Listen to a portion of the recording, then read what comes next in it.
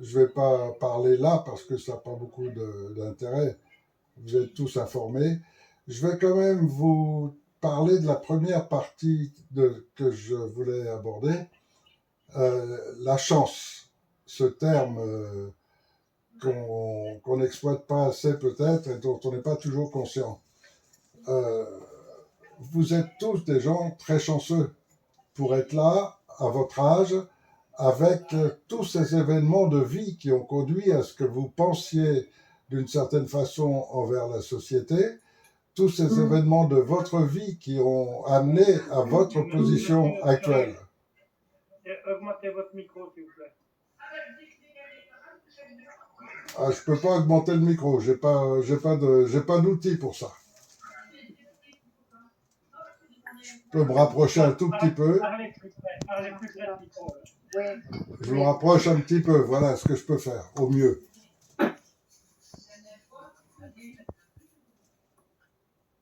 Mais j'ai pas de moyen d'améliorer les choses. Non. Non, je peux pas améliorer les choses. Donc, je voulais parler de cette chance. Si vous observez un petit peu votre vie, en prenant 2 secondes, au grand nombre de bifurcations que vous avez affrontées. Par exemple, vous travaillez dans une boîte et vous êtes viré. Il y a un moment où vous êtes complètement désarçonné et peut-être désespéré même, et puis il faut retrouver du boulot. Mais ça, c'était il y a 30 ou 40 ans. Et donc, à chaque fois, vous avez eu des bifurcations de votre vie. Et c'est grâce à toutes ces bifurcations qu'aujourd'hui, vous êtes ce que vous êtes, avec votre présence ici et votre conscience de l'importance de changer quelque chose dans le monde actuel. Or, cette chance, et c'est une chance, dans la mesure où vous pouvez le mesurer par votre amour. Si vous savez aujourd'hui vous aimer tel que vous êtes, alors c'est une chance. Et une chance qui fait que chacun d'entre nous, on est conscient de qui on est conscient de ce qu'on peut faire dans ce besoin que la société a de gens comme nous, de gens qui ont toute cette conscience. Et donc, c'est ce que j'appelle chance, c'est ce qui fait qu'aujourd'hui, combien d'entre vous réfléchiraient en se disant « je voudrais avoir un autre cerveau, je voudrais être quelqu'un d'autre, je voudrais penser autrement ». Et c'est pas évident. Et si on vous demande qui vous êtes, qu'est-ce que vous allez répondre?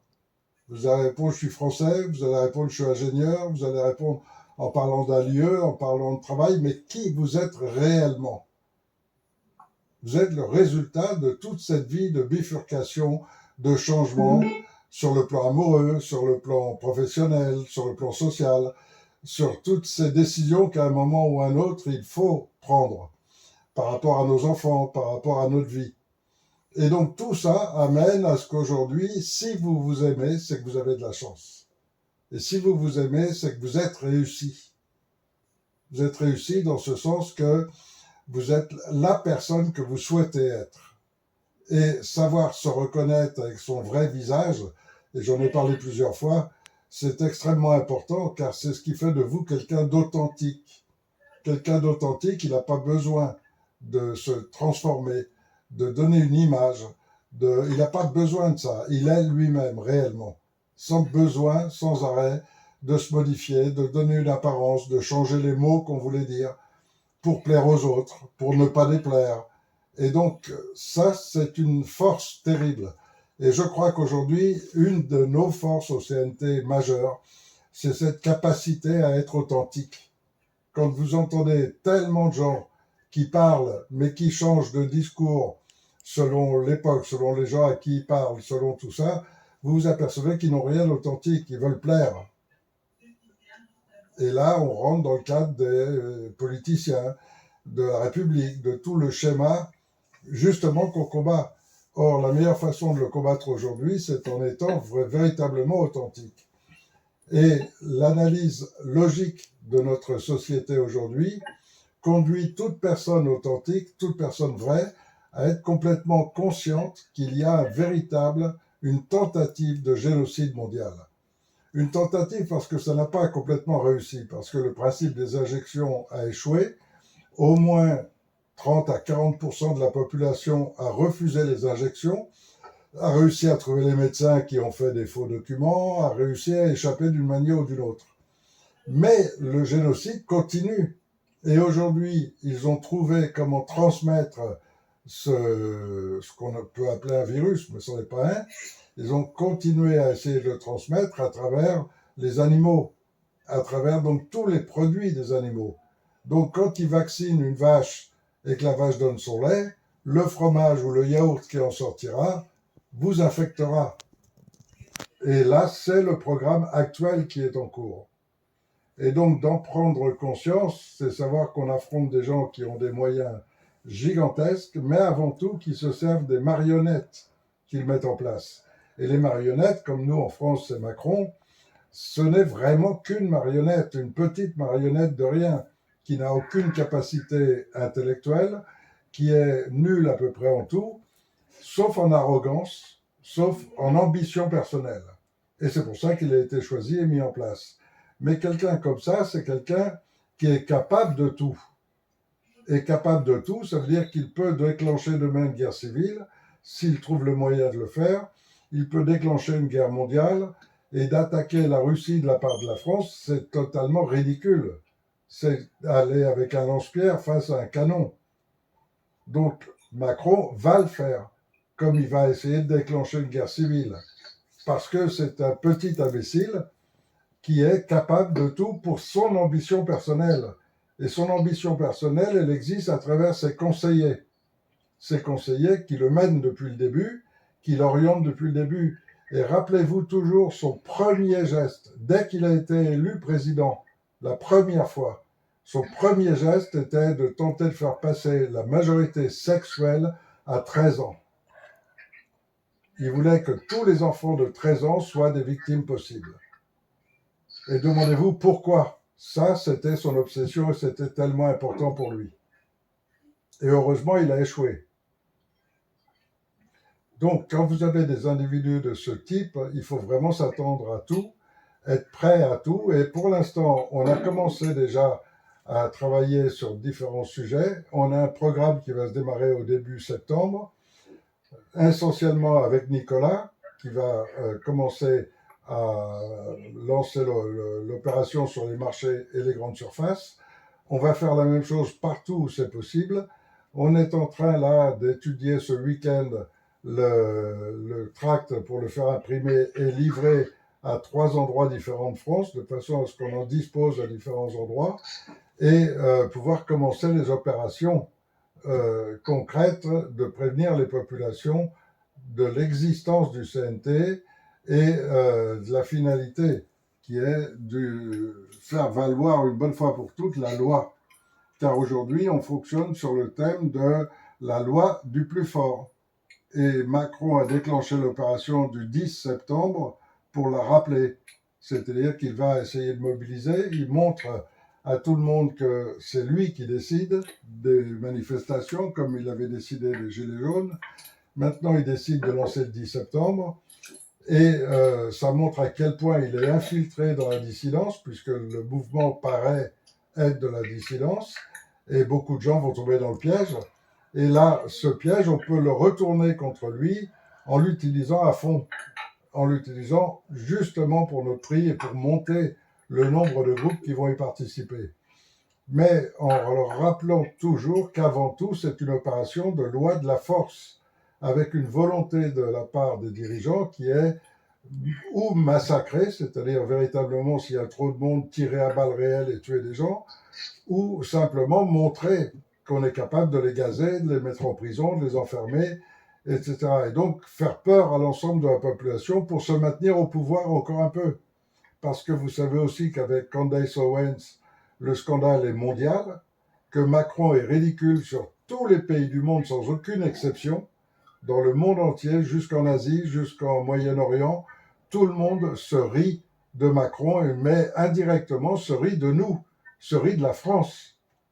Le monde entier méprise la France, ne serait-ce que pour avoir été capable de laisser un Macron diriger notre pays. Et donc, je crois qu'on approche du moment où il va y avoir quelque chose. Ce que ça va être, je ne sais pas. Est-ce que ce sont les soldats qui vont prendre conscience et qui voudront se révolter contre les CRS ou contre ceux qui massacrent les Français? Est-ce qu'il va déclencher un attentat pour essayer de faire une guerre entre juifs, musulmans, chrétiens? Tout est possible. Aujourd'hui, tout est possible. Et donc, face à cette situation, il faut sans arrêt rappeler qu'il y a la loi d'un côté et la loi du plus fort de l'autre. Nos ancêtres se sont battus pour imposer la loi tout court qui doit diriger nos actes et nos comportements, aussi bien au niveau de l'État que de l'ensemble de la population. Et la loi, elle est établie par la Déclaration des droits de l'homme et du citoyen. Or, dans cette déclaration, ils ont prévu qu'un dirigeant, quel qu'il soit, qui viole les termes de cette déclaration, sous quelque forme que ce soit, se retrouve immédiatement privé de la Constitution qu'il met en place. Or, la Constitution n'a rien à voir avec la Déclaration des droits de l'homme. La Constitution n'est que l'événement consécutif. Si vous lisez les droits de l'homme, vous verrez qu'on ne parle jamais de république. On ne parle jamais du système politique. Or, le système politique, il est décidé par les politiciens. Et c'est ce qu'ils appellent, eux, la Constitution. Mais qui n'est pas prévu dans la Déclaration des droits de l'homme. Qui, elle, au contraire, a prévu que si la Constitution viole les articles de cette Déclaration des droits de l'homme, alors la Constitution est invalidée, elle est obsolète, elle n'existe plus. Ce qui veut dire que depuis que Sarkozy a passé le traité de Lisbonne, et là, je vous ajoute que si on n'a pas pris le traité de Maastricht comme origine, c'est parce que c'était plus indélicat, dans la mesure où c'était des textes parlementaires. En revanche, dans le cadre du traité de Lisbonne, il y a plus qu'une loi qui établit que les Français ne veulent pas entrer dans l'Europe. C'est ce référendum de 2005. Or, un référendum de toute une population, c'est au-dessus de n'importe quelle loi, décret ou ordonnance. Ce qui veut dire que là, très fermement, il y a violation de la loi française. Alors, si on est sous le régime de la loi, depuis que le traité de Lisbonne a été signé, sans constitution, il n'y a pas de république et les dirigeants sont illégaux. Car, à l'instant même, c'est une assemblée populaire qui doit décider de la forme juridique de la nouvelle gouvernance. Ça, c'est ce qui s'était passé en 1789, qui a permis d'ailleurs malheureusement de démarrer la première république en 92. Et donc là, ils ont commencé à vouloir imposer leur république. En revanche, aujourd'hui, grâce à l'ONU, on a une autre possibilité, c'est de déclarer un Conseil national de transition. Donc, en le déclarant, on ramène la France à l'état de droit. Et donc, en ramenant la France à l'état de droit, il faut offrir à tous les Français qui le souhaitent la possibilité de participer à rédiger une nouvelle constitution. Car une constitution ne peut pas être écrite par ceux qui vont en profiter. Sinon, ils la manipulent complètement pour leur profit. C'est pour ça qu'ils ont choisi la République. Maintenant, si ce sont les gens, les libres penseurs, qui réfléchissent à une nouvelle constitution, c'est-à-dire à une nouvelle forme de gouvernance, il est très probable qu'ils vont choisir quelque chose qui mettra le peuple en avant et ne permettra plus qu'on lui viole ses droits. Et donc, c'est ce qu'on fait au Conseil national de transition. Établir une structure qui fait que plus personne ne pourra retirer à aucun citoyen français ses droits. Son droit de participer à toutes les décisions, à toutes les lois, et à décider quelle nouvelle forme de gouvernance il souhaite adopter. Donc on a cette force extraordinaire. Notre seul point faible est celui peut-être de la communication, où on n'a pas encore réussi depuis 10 ans à transmettre ce message à tous les Français. Et plein ne le comprennent pas, plein ont besoin qu'on leur explique ce schéma d'une ordonnance, d'un décret ou d'une loi qui reste toujours inférieur à un référendum national. Et donc ce référendum national au cours desquels les Français ont dit que non, ils ne voulaient pas entrer dans l'Europe, ne peut être violé sous aucune condition, sous aucune forme. C'est la loi. Si on veut plus du régime de la loi, alors on rentre dans le régime du plus fort Et la loi du plus fort, elle est à ceux qui peuvent payer les flics et les utiliser et les manipuler. Et malheureusement, c'est ce qui est en train de se passer. Donc voilà, je crois que remettre un petit peu qui est le CNT, c'est l'outil pour tous les Français de faire valoir leur juste droit. Et ce juste droit, il est établi par la Déclaration des droits de l'homme et du citoyen, qui est la base juridique de création de l'État de France, la base fondamentale. Et donc, quand on a cette compréhension et comment faire passer ce message, comment faire passer cette idée profonde, je crois que la situation globale qui est en train de se dérouler actuellement, aussi bien sur le plan international qu'au niveau de nos informations, à un moment ou à un autre, on voit que certains journalistes commencent à lâcher un peu le morceau. Certains journalistes commencent à inviter des gens qu'il ne faudrait pas inviter. Vous avez vu, par exemple, il y a peu de temps, Charles Gave, qui est rentré, qui a expliqué comment on peut solutionner la crise économique en très peu de temps. Vous avez vu un général de l'armée française, à la retraite malheureusement, qui a expliqué comment très rapidement on pourrait arrêter les guerres et sortir de ce bourbier. Donc tout cela, ça commence à toucher les grandes informations, les grands médias. Ça fait réfléchir de plus en plus de monde. Et donc des gens qui petit à petit vont aller sur Internet. Maintenant, notre position, elle est délicate par rapport à Internet, car on affronte à la fois les politiciens qui veulent à tout prix défendre leur République et leurs privilèges, et tous ceux qui en rêvent d'avoir ces privilèges et de profiter de cette République, qui sont entrés dans la dissidence, se présentent comme des dissidents, mais en fait rêvent d'entrer dans le système pour en profiter à leur tour. Et donc toute la dissidence, elle est complètement phagocytée par ce genre de personnes qui montent des mouvements à gauche, à droite, et on se retrouve aujourd'hui avec des milliers de mouvements différents, depuis des survivalistes, donc des gens qui ont abandonné tout espoir de faire revenir la loi, à d'autres qui sont pas là parler de citoyens, etc., mais qui n'avancent rien, parce qu'ils n'ont pas la loi pour eux. Alors, j'ai un beau tableau blanc qui vient d'arriver, là, que je supprime. Voilà. Et donc, je crois qu'il faut faire valoir avant tout la loi de la loi sur la loi de la force.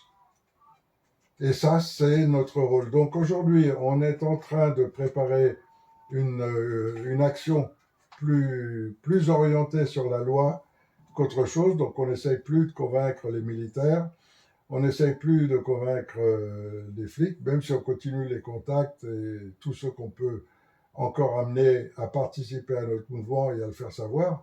Mais aujourd'hui, on va essayer surtout de se servir de la magistrature. Et si on arrive à convaincre quelques hauts magistrats du respect de la loi, parce que même les magistrats sont complètement hors la loi. Et quand je dis qu'ils sont hors la loi, c'est-à-dire que la plupart d'entre eux ne connaissent même pas la Déclaration des droits de l'homme et du citoyen. Or, normalement, n'importe quel magistrat devrait pouvoir la réciter par cœur mot à mot. Et ils ne le font même pas, ils n'en sont pas capables. Ils l'ignorent et ils l'ignorent dans leurs actes de tous les jours. Pour eux, il y a un conseil constitutionnel qui vérifie que tout entre bien dans la Constitution. Mais la Constitution, ce n'est pas la Déclaration des droits de l'homme.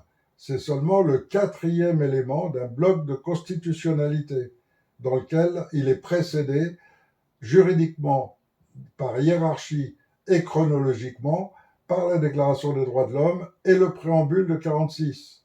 Et le préambule de 46 n'est pas inutile non plus, puisque le préambule de 46, c'est l'article 9, précise que tous les biens d'utilité publique doivent être nationalisés.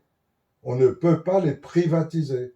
Donc tout ce que font les politiciens depuis Sarkozy, qui vendent à tout va les biens du patrimoine français, c'est totalement illégal.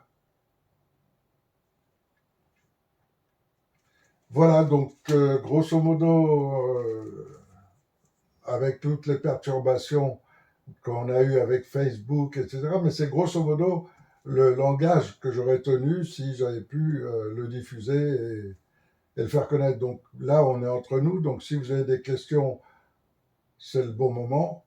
J'en profite pour un petit coucou à des gens qu'on ne voit pas souvent.